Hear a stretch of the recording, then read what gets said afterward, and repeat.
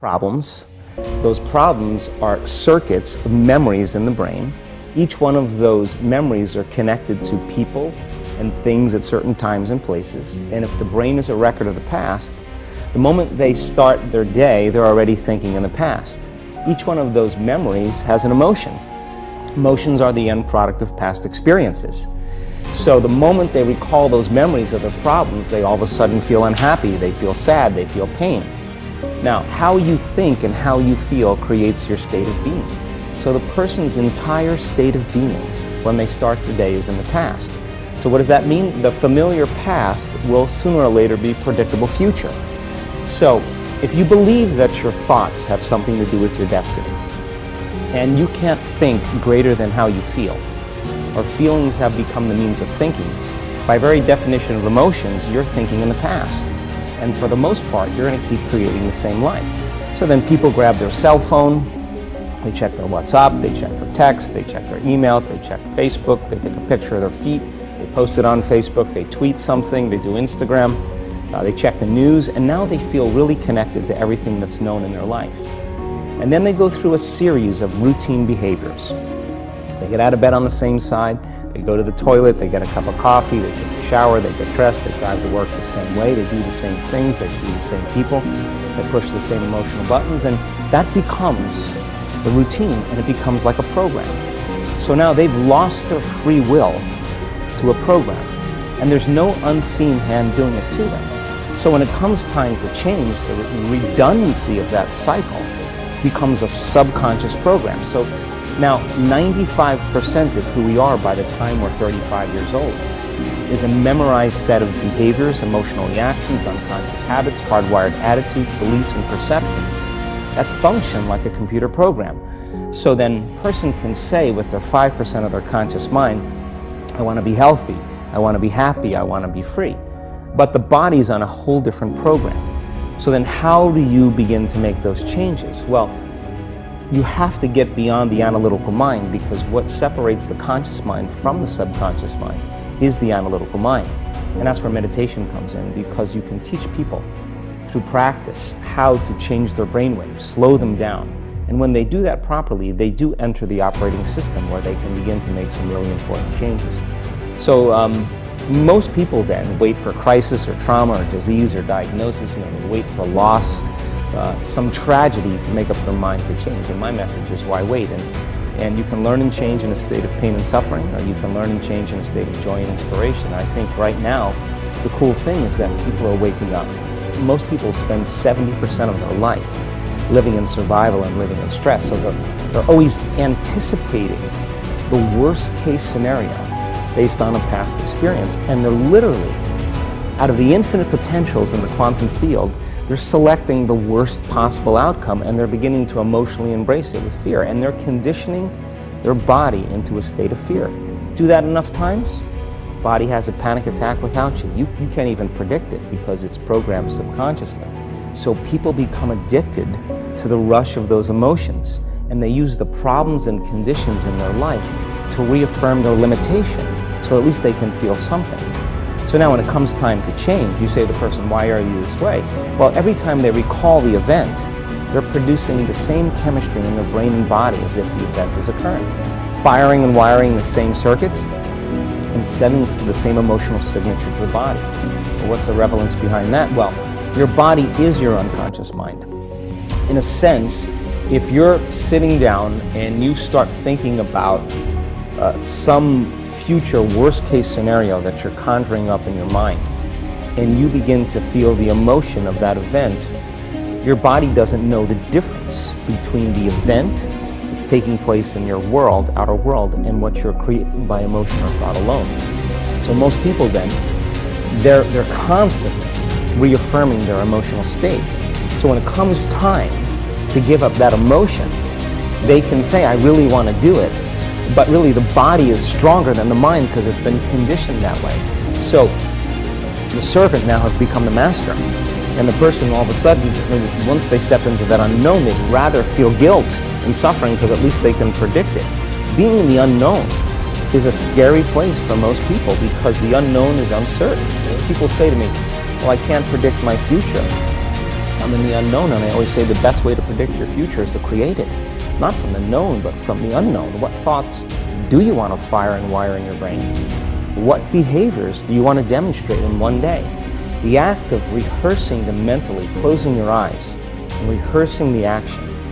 The rehearsing the reaction of what you want, or the action of what you want. By closing your eyes and mentally rehearsing some action. If you're truly present, the brain does not know the difference between what you're imaging and what you're experiencing in the 3D world. So then you begin to install the neurological hardware in your brain to look like the event has already occurred. Now, your brain is no longer a record of the past. Now it's a map to the future. And if you keep doing it, priming it that way, the hardware becomes a software program, and who knows, you just may start acting like a happy person.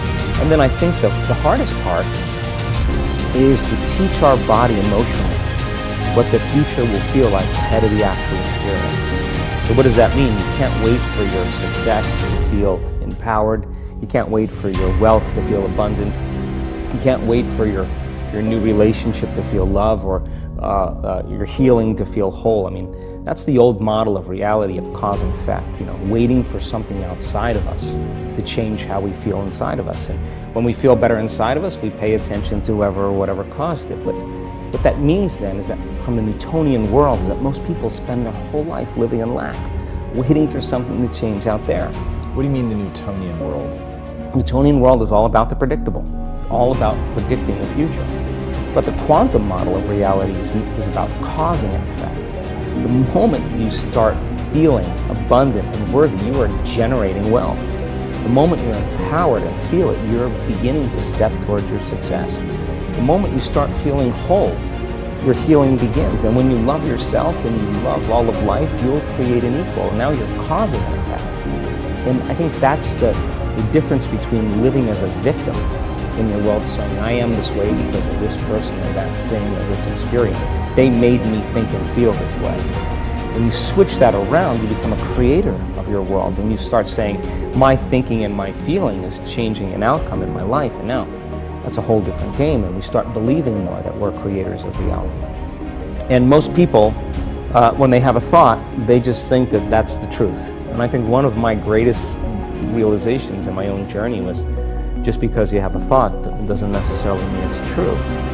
So if you think 60 to 70,000 thoughts in one day, and we do, and 90% of those thoughts are the same thoughts as the day before, and you believe that your thoughts have something to do with your destiny, your life's not going to change very much, because the same thought leads to the same choice leads to the same behavior creates the same experience, and the same experience produces the same emotion. And so then the act of becoming conscious of this process to begin to become more aware of how you think, how you act, and how you feel. It's called metacognition. And so then, why is that important? Because the more conscious you become of those unconscious states of mind and body, the less likely you're going to go unconscious during the day. And that thought is not going to slip by your awareness unchecked, because it means to know thyself. The word meditation means to become familiar with. So as you become familiar with the thoughts, the behaviors, and the emotions of the old self, you're retiring that old self. As you fire and wire new thoughts and condition the body into a new emotional state, if you do that enough times, it'll begin to become familiar to you. So it's so important, just like a garden. If you're planting a garden, you got to get rid of the weeds. You got to take the plants from the past year and you got to pull them out. The rocks that sift to the top, that are like our emotional blocks, they have to be removed. The soil has to be tenderized and broken down. We have to make room to plant a new garden. So primarily, we learn the most about ourselves and others when we're uncomfortable. Because the moment you move into that uncomfortable state, normally a program jumps in. When that program jumps in, it's because the person doesn't want to be in the present moment and engage it consciously. If you're not being defined by a vision of the future, then you're left with the old memories of the past, and you will be predictable in your life. And if you wake up in the morning and you're not being defined by a vision of the future, as you see the same people and you go to the same places and you do the exact same thing at the exact same time, it's no longer that your personality is creating your personal reality. Now your personal reality is affecting or creating your personality. Your environment is really controlling how you think and feel unconsciously, because every person, everything, every place, every experience has a neurological network in your brain. Every experience that you have with every person produces an emotion. So some people will use their boss to reaffirm their addiction to judgment. They'll use their enemy to reaffirm their addiction to hatred. They'll use their friends to reaffirm their addiction to suffering. So now they need the outer world to feel something. So to change then is to be greater than your environment, to be greater than the conditions in your world, and the environment is that seductive. So then, why is meditation the tool? Well, let's sit down, let's close our eyes. Let's disconnect from your outer environment. So if you're seeing less things, there's less stimulation going to your brain. If you're playing soft music or you have earplugs in, less sensory information coming to your brain, so you're disconnecting from your environment. If you can sit your body down and tell it to stay like an animal, stay right here. I'm going to feed you when we're done. You can get up and check your emails, you can do all your texts, but right now, you're going to sit there and obey me. So then, when you do that properly, and you're not eating anything or smelling anything or tasting anything, you're not up experiencing and feeling anything, you would have to agree with me that you're being defined by a thought, right? So when the body wants to go back to its emotional past, you become aware that your attention is on that emotion, and where you place your attention is where you place your energy. You're siphoning your energy out of the present moment into the past, and you become aware of that. And you settle your body back down in the present moment, because it's saying, well, it's 8 o'clock. You normally get upset because you're in traffic around this time. And here you are sitting, and we're used to feeling anger, and you're off schedule. Oh, it's 11 o'clock, and you need to check your emails and judge everybody. Well, the body's looking for that predictable chemical state. Every time you become aware that you're doing that, and your body is craving those emotions, and you settle it back down into the present moment, you're telling the body it's no longer the mind, that you're the mind, and now your will is getting greater than the program. And if you keep doing this over and over again, over and over again, over and over again, just like training a stallion or a dog, it's just going to say, I'm going to sit. And the moment that happens, and the body's no longer the mind, when it finally surrenders, there's a liberation of energy.